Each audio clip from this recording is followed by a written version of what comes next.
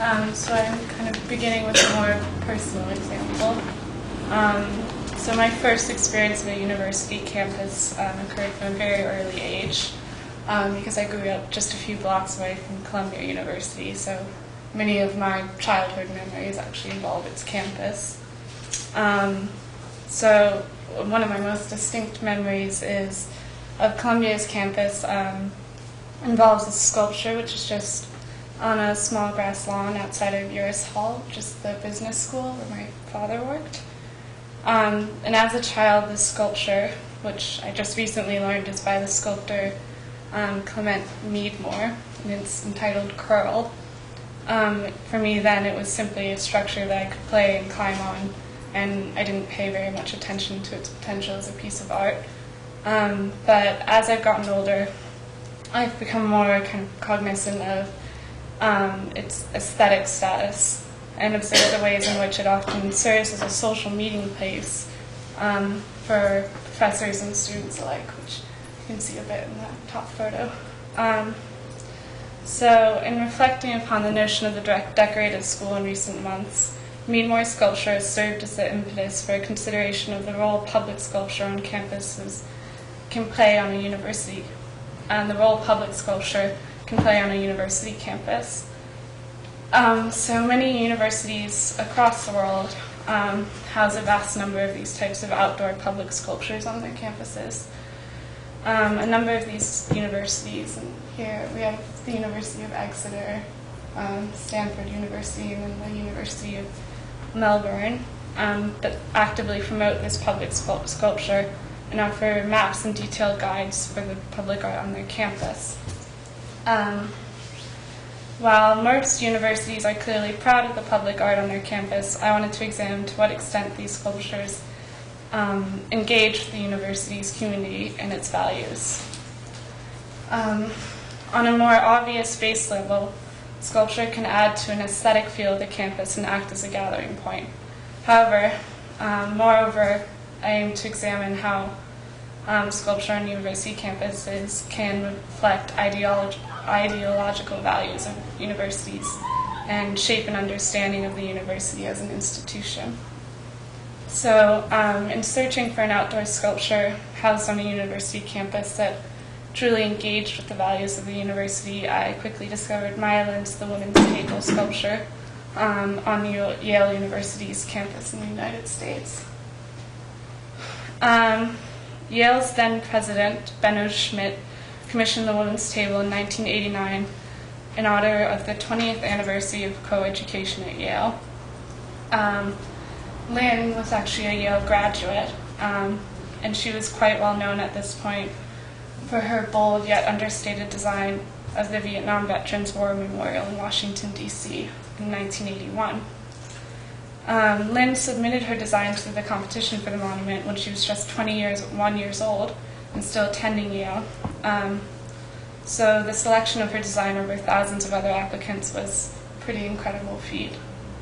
Lin, as an exceedingly successful female artist and a female Yale graduate with keen insight into creating memorials, was therefore perfectly suited for Schmidt's commission. So Lin's resulting piece was a fountain sculpture typical of her minimalist and naturalistic style. As you can see, water flows over an elliptical table made of green granite, which is partially cantilevered on top of a black granite base. Inscribed on, of greater significance, however, are the engravings upon this elliptical table.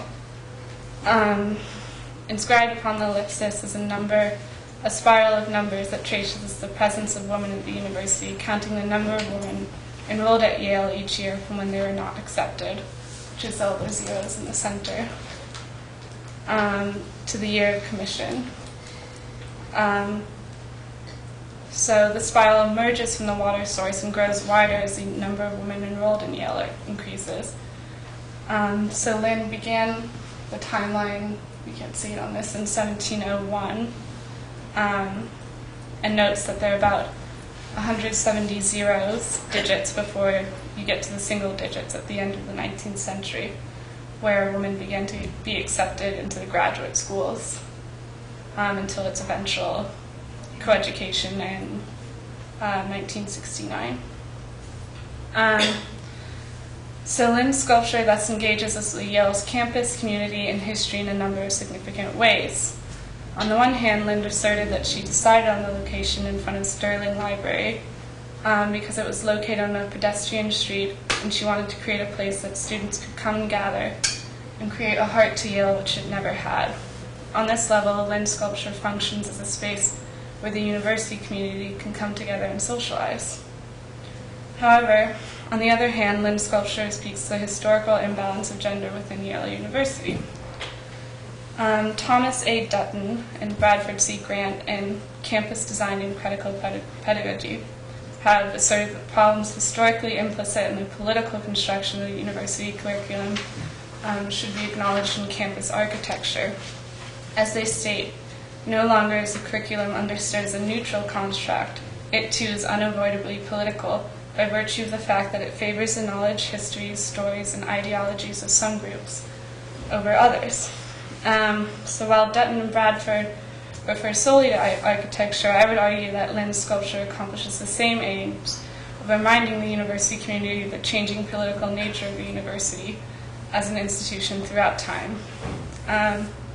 In doing so, the sculpture encourages students to remain inquisitive about the university as an educational institution and question to what extent it can embrace or exclude a number of cultural and social identities. Lynn, in discussing her process creating this sculpture, states that all I remember having gone to Yale for 7 years is that every little stained glass image, every sculpture, every statue was a man. Lynn's sculpture thus provides an alternative history of the university, one that had been otherwise rather known and suppressed in the physical campus of the university.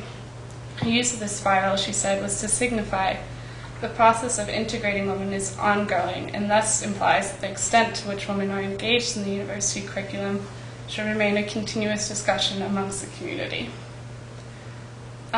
So, in conclusion, while Maya Lynn's sculpture is certainly aesthetically pleasing and provides a social for students and faculty, it is moreover successful as a public outdoor sculpture and an educational institution because of the ways in which the sculpture engages with the relative absence of women in most of Yale's history, and in encouraging its university spectators to continually re-examine this issue in the light of Yale's present-day status as a co-educational university.